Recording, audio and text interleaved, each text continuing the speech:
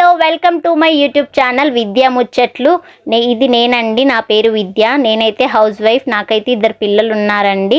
యూట్యూబ్లో షార్ట్స్ అయితే పెట్టడం స్టార్ట్ చేశాను, కానీ లాంగ్ వీడియో అయితే ఇంతవరకు పెట్టలేదు. ఇదే నా ఫస్ట్ లాంగ్ వీడియో.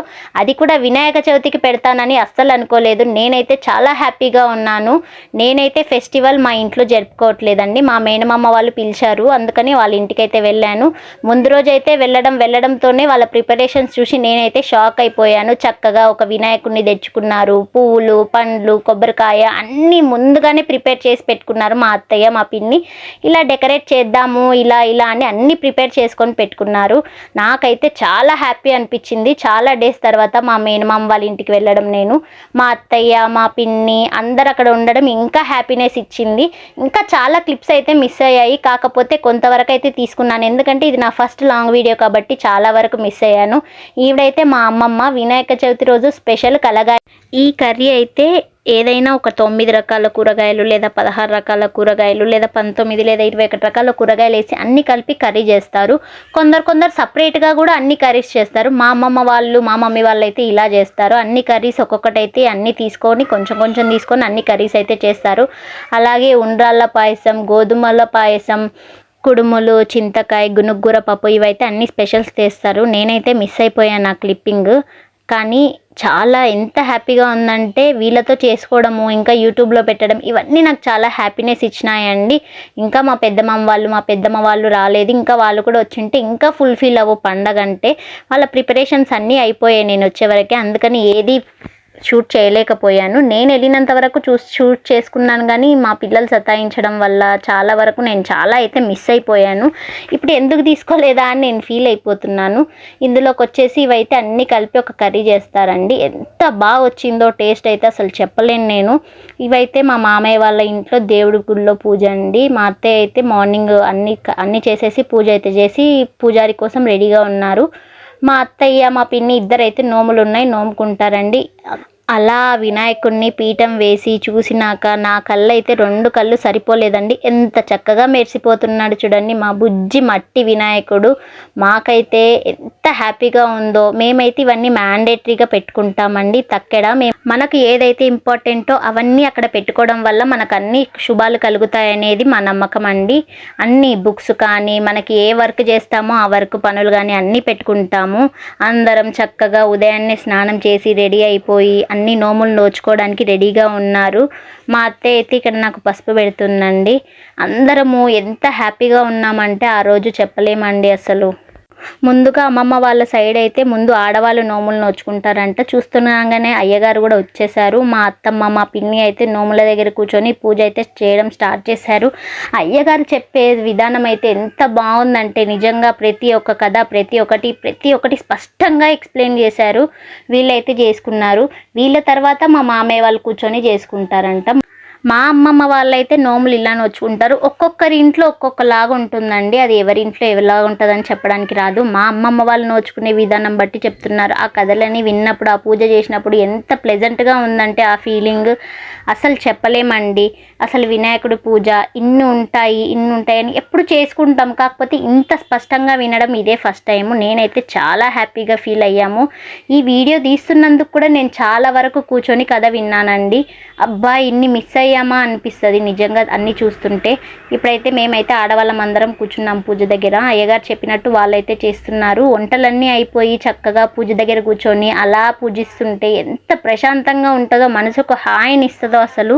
అందరికీ ఒక్కొక్కరికి ఒక్కో దేవుడు అయితే ఇష్టం ఉంటారు, కానీ ఏ దేవుణ్ణి పూజించినా ఫస్ట్ మనం ఏ పూజ చేసినా, ఏ షాప్ ఓపెనింగ్ చేసినా ఫస్ట్ మనం కొలిచేదల్లా ఈ వినాయకుడిని. ఎందుకంటే అన్ని విఘ్నాలు తొలగాలని. అలాంటిది ఆ విఘ్నేశ్వరుని రోజే నేను వీడియో రిలీజ్ చేయడం నాకైతే చాలా సంతోషాన్ని ఇచ్చింది. మా ఇంట్లో అయితే ఎలా చేస్తారో నేనైతే చూపిస్తున్నాను. ఎందుకంటే ఒక్కొక్కరి ఇంట్లో ఒక్కోలా ఉంటుంది కదా. మా అమ్మమ్మ వాళ్ళతో ఇలా చేసుకోవడం చాలా హ్యాపీగా ఉంది. ఆ రోజంతా నవ్వుతూనే ఉన్నాం. అసలు ఆ సంతోషము ఎప్పుడు చెప్పలేము. పండగలు వచ్చినప్పుడే కదండి కుటుంబాలు కలిసేది. కుటుంబాలు కలిసినప్పుడే కదా అందరం సంతోషంగా ఉండేది. పంతులు గారు అయితే ఎంత బాగా ఎక్స్ప్లెయిన్ చేశారంటే ప్రతి ఒక్కటి ఇలా ఈ పూజ ఇలా చేస్తాము, ఇప్పుడు ఇది చేస్తాము అని ప్రతి ఒక్క కథ అన్నీ చెప్పేశారండి. ఎంత బాగా జరిగిందంటే అసలు ఇంకా ఆ పూజ మళ్ళీ తలుచుకుంటే కూడా చాలా సంతోషం కలుగుతుంది.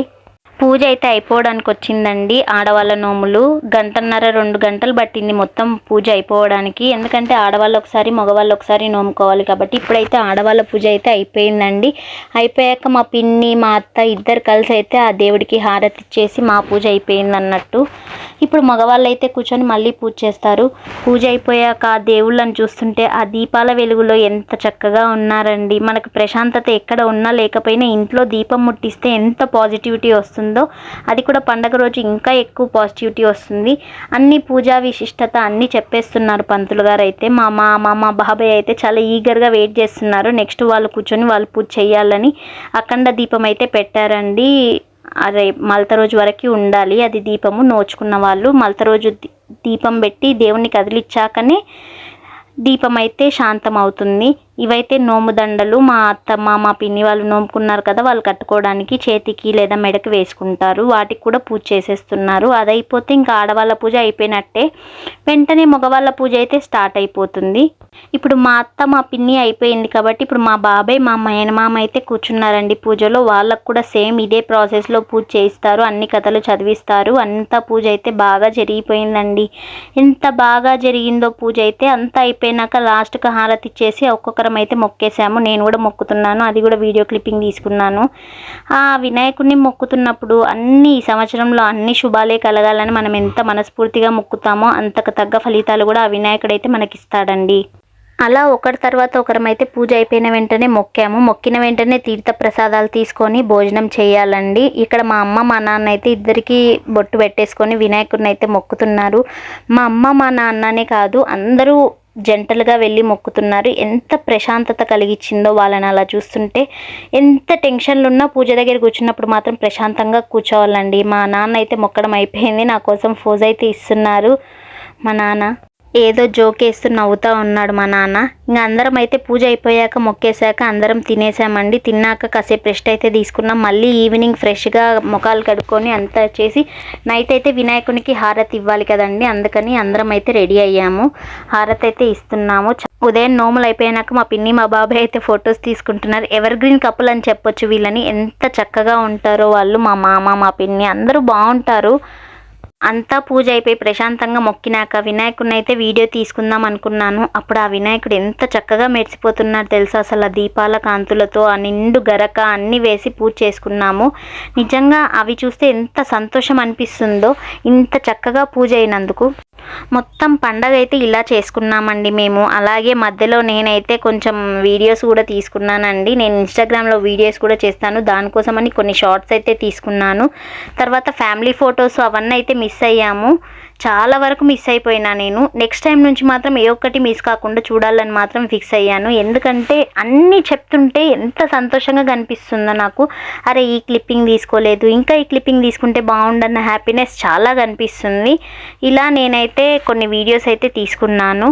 తర్వాత మొత్తానికి నైట్కి అయితే అయిపోయింది. మళ్ళీ ఎర్లీ మార్నింగ్ అయితే మా పిన్ని మా అత్తమ్మ స్నానం చేసేసి దీపం పెట్టి వినాయకుడిని అయితే కదిలిచ్చారు. ఇది నైట్ అండి. నేను నైట్ హారతి ఇస్తున్నప్పుడు తీసిన క్లిప్పింగ్ ఇది. ఫస్ట్ వీడియో కదా, కొంచెం టెన్షన్గాను, కొంచెం ఎలా వస్తుంది వీడియో అనే టెన్షన్లో కూడా ఉన్నాను. మీకు కనుక నా వీడియో నచ్చినట్టుంటే లైక్ చేసి కామెంట్ చేయండి, సబ్స్క్రైబ్ చేసుకోండి యూట్యూబ్ ఛానల్ని అయితే. మీ సపోర్ట్ అయితే నాకు ఎప్పుడూ కావాలి. Thank you. Bye bye.